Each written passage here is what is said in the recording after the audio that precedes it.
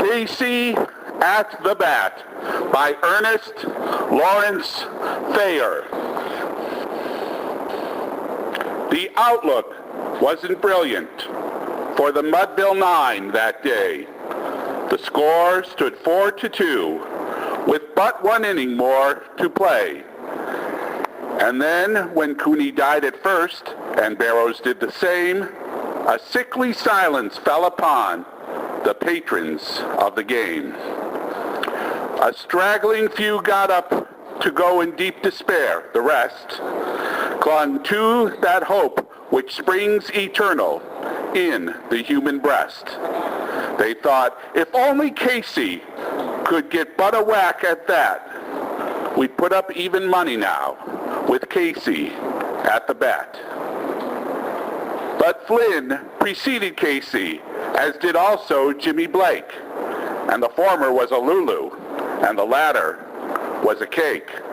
So upon that stricken multitude grim melancholy sat, for there seemed but little chance of Casey's getting to the bat. But Flynn let drive a single to the wonderment of all, and Blake, the much despised, tore the cover off the ball. And when the dust had lifted and the men saw what had occurred, there was Jimmy safe at second and Flynn a hugging third. Then from 5,000 throats and more there rose a lusty yell. It rumbled through the valley, it rattled in the dell. It knocked upon the mountain and recoiled upon the flat. For Casey, mighty Casey, was advancing to the bat. There was ease in Casey's manner as he stepped into his place. There was pride in Casey's bearing and a smile on Casey's face. And when, responding to the cheers, he lightly doffed his hat, no stranger in the crowd could doubt 'twas Casey at the bat. 10,000 eyes were on him as he rubbed his hands with dirt. 5,000 tongues applauded when he wiped them on his shirt. Then while the writhing pitcher ground the ball into his hip, defiance gleamed in Casey's eye, a sneer curled Casey's lip.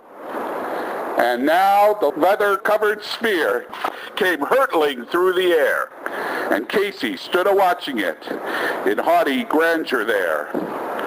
Close by, the sturdy batsman, the ball unheeded sped. "That ain't my style," said Casey. "Strike one," the umpire said.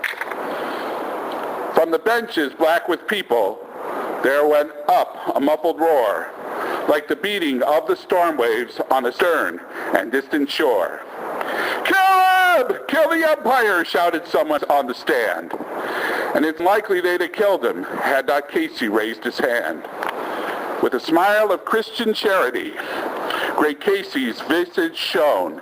He stilled the rising tumult. He bade the game go on. He signaled to the pitcher, and once more the spheroid flew. But Casey still ignored it. The umpire said, "Strike two!" "Fraud!" crowd the maddened thousands, and echo answered fraud. But one scornful look from Casey, and the audience was awed. They saw his face grow stern and cold. They saw his muscles strain, and they knew that Casey wouldn't let that ball go by again. The sneer is gone from Casey's lip.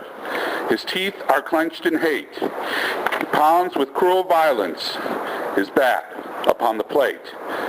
And now the pitcher holds the ball, and now he lets it go. And now the air is shattered by the force of Casey's blow. Oh, somewhere in this favored land, the sun is shining bright. The band is playing somewhere, and somewhere hearts are light. And somewhere men are laughing, and somewhere children shout. But there is no joy in Mudville. Mighty Casey has struck out.